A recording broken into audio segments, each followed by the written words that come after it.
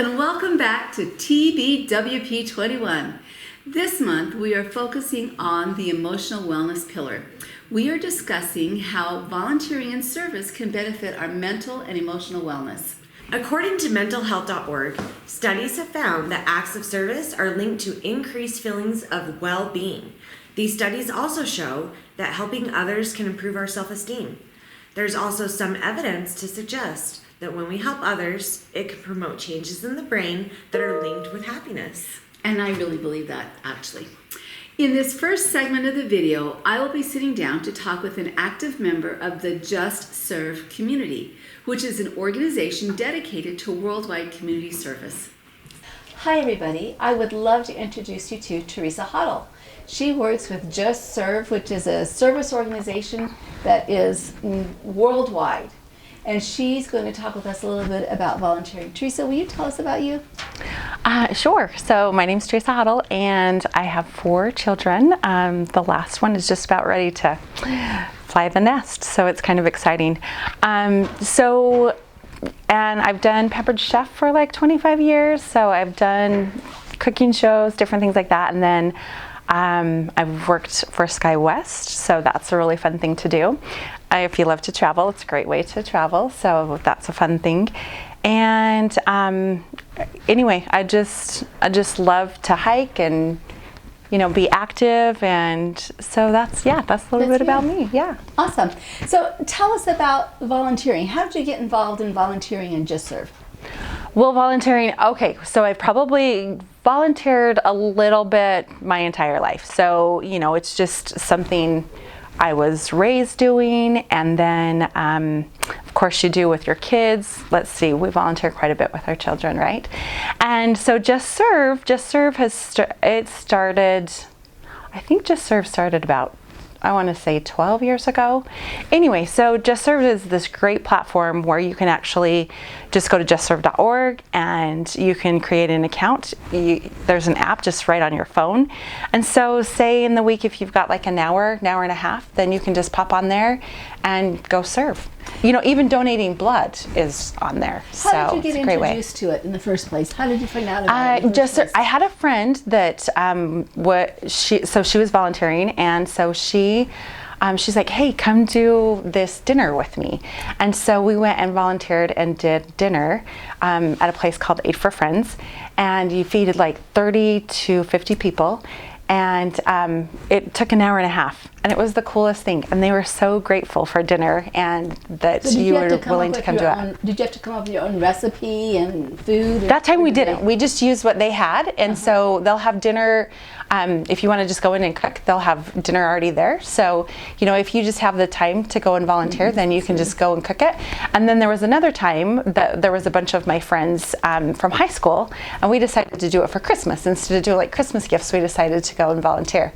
And so we decided we'd take the food in that time. Mm-hmm. So we prepared the food and everything and then served it, and you don't clean up, you leave and they clean up afterwards. So it's pretty fun. So you guys did that instead of exchanging gifts? Yeah. You just said, I like that idea. Yeah, I like it was that really a fun. lot. Yeah. I like that a lot. Okay, what kind of skills do you have to be a good volunteer? You need none. You just need a willing heart. Everybody can serve in some way, some form, from very little to older. So it doesn't matter the age. It doesn't matter what skills you have. Even, if people have disabilities, like anybody can serve. Anybody can serve. Even if you're stuck at home and, can't get out of the house, you can serve from home. Yeah. Awesome. So what do you think is most challenging about being a volunteer and volunteering? What has been the most difficult part about being a volunteer? I think the hardest thing a lot of people have is thinking they don't have any time to volunteer, or a little nervous about what they're going to be doing. Like it's something new that they've never done before. It's out of the box. And so I would say that's probably the hardest thing for people, thinking, oh, we're going to go volunteer, it's going to take all day. When really, if you've got a half hour or an hour, it doesn't take very much time. We even went and just at the Family Crisis Center and helped organize their donation closet. An hour, if you have a half hour, whatever you have, most places will take it. So it doesn't take much to serve. Yeah. I'm thinking if you're kind of a shy, reserved person and going out and meeting new people is difficult, there's still a lot of things that you can do online, right? But you don't have to actually go and see people face to face and talk to them. Yeah, there's so many things that you can do online. Yeah, Okay. which is pretty awesome. Yeah. So what has volunteer work taught you? What have you learned from being so involved in volunteering? The neat thing with volunteering is, you know, there's so much anxiety and depression, and it can help with that. And it can help you it makes you happier. It can make you live longer. Volunteering can just do so many of those things. And if you can teach your kids and your family to volunteer, I think that just sets them up to be more successful in whatever they decide to do in their lives. Can you think of any examples of volunteer work that needs to be done in all communities? We do have facilities throughout southeast Idaho and northern Utah. What are some things that you can think of that people could volunteer for in all of those communities? Well, the great thing with Just Serve is they're in all those communities. It's a worldwide organization, so you can find opportunities on Just Serve for just about anything.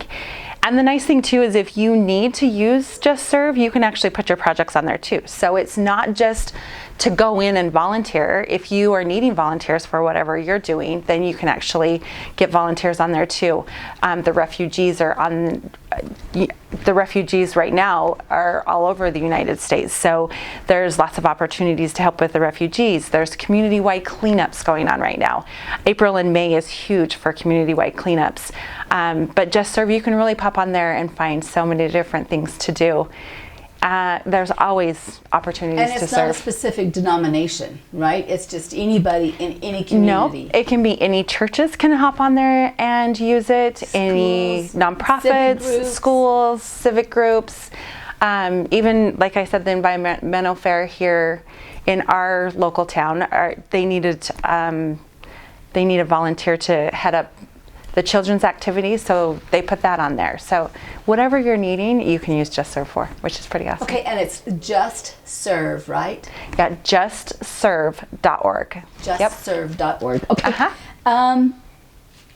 And what keeps you motivated to do volunteer work? What inspires you to do volunteer work? You know, I think once you start doing volunteer work, you just feel better.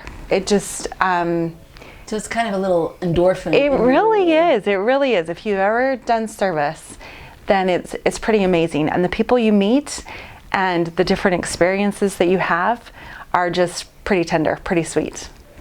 Have you ever been the recipient of service for you and your family? I have. Yes. Actually, one time I remember. Well, I was when I was younger, because my parents both passed away when we were young. So we had quite a bit of service at that time. But there was one time I was pregnant with, I can't even remember which child it was, with one of my kids. One of them. And my neighbor just brought me over dinner. And you know how much that meant to me, that dinner? It was amazing. It was like a feast. So you know what? You don't have to hop on and do anything. You can do something for your neighbor too, which is pretty awesome. Right. A dinner here and there, or pick up a drink and drop it off to them, whatever it is. There's lots of opportunities you can serve. We were talking, I used to volunteer in the elementary school and in the middle school for my kids for their classes, but then even after they were out, there's never been a school that I've entered where I said, hey, listen, I've got a couple of hours this week. Is there something I could do? That they haven't said, oh yes, let me give you a list, and you just choose. Yes, so yes. If you're interested in helping others in your own community, in your state, in the nation, in the world, you can find all of that, your community, and find your community, but also on Just Serve, correct? Yes, yeah. What's your sales pitch? Give us your sales pitch. Here's your last final. Just Serve. Hop on there, create an account on Just Serve, and go try it. Just one project this month. Go give it a try and see what you think. It's just so amazing. I think you'll find that you're going to invite your friends, take them with you, take your family, whoever, and just go give it a shot. Thank you, Kelly and Teresa, for sharing your discussion about Just Serve and the many service opportunities it presents in each of our communities. I look forward to visiting justserve.org and making plans with my sons to get out and give back to our community. Great. Next, we will be highlighting a few of our Tannabell family members that have dedicated a portion of their lives to serving our country and throughout the world. Each of these individuals have been active service members in the United States military. We have asked them to share with us information as to how we can support and give back to active military members and retired military veterans. Hi, my name is Dathan Cole. I'm the Executive Director at Swan Falls Assisted Living. I joined the United States Marine Corps directly out of high school. I actually signed the paperwork at the age of 17. And I was in the Marine Corps for 4 years, and I did artillery while I was in there. Why is it important to support our active duty troops now? Active duty troops are performing a service for us 24/7. They're out in dangerous places day and night protecting ourselves for us to have the culture and lifestyles that we have as Americans. Hi, I'm Shannon Brundy and I'm a CNA at Quinn Meadows. I was a mechanic in the Army for 7.5 years and I did a 2-year deployment to Kuwait. A way to support them is just to be there for them. If they call their family members and they're just needing to talk, just talk to them, give them your full attention, and just take care of them. I joined the United States Navy back in December of ~95. I did basic training in Great Lakes, Illinois. I was sent to a ship, USS John Young, a destroyer, in San Diego. That's where I was stationed. I didn't have a rate, so I was undesignated into the fleet, which I was in with the bosun's mate. So my job was to drive the ship, paint it, help refuel, and then on my off time I worked in medical because I was cross-training to be a corpsman. I loved it. That was one of my things I had going for me. I joined or enlisted because I wanted to make a change for the better and fight for my country. I wanted a better life for myself. The reason why I wanted corpsmen so bad is because I love taking care of people. They are on the front line for us. We should be there for them. It's our time to be there for them. Support them in everything that we can, and their families as well. All right, well, I'm a combat medic with the National Guard currently. I was prior active duty for 4 years before that. I've been in for a total of about 6 years between the two. That's pretty much it. I'm a senior line medic with the Bravo 2116. I was previously on a forward surgical team. I was airborne while I was active duty, so I was drilling out of, or not drill, I guess. I was out of Fort Bragg, North Carolina. What you consider support, a lot of what got me through the day was, you know, friends and family, honestly, but while I was overseas, care packages, things like that, every little bit helps as far as mental health goes. I think that's the most important part with support. Hi, my name is Troy Resendez, currently specialist in the Idaho National Guard. My job in the Guard is a 68 Whiskey combat medic. One of the ways you can really support the military is just showing just the kind of that respect to some of the soldiers. Every now and then you'll see, I know a lot of guys get questioned a lot when they see vehicles like rolling down the highway. A lot of people kind of get skeptical, but just, you know, showing that support, letting them know that, you know, you care for what they do, that you appreciate what they do, kind of helps give us that motivation to keep on going. Thank you to each of our Tannabell family members that have served our nation and protected our rights and freedoms. As many of you have noticed at your facilities, Tannabell is hosting a Support Our Troops drive. We want to encourage each of you to take this opportunity to promote patriotism and pride in our nation by collecting or donating items to be sent to active military service members all over the world. On the flyers posted around your building, there is a list of items that have been requested. We'd appreciate it if each of you would donate just a couple of items to the drive. Let's work together to gather donations and celebrate National Volunteer and Service Month throughout the month of April.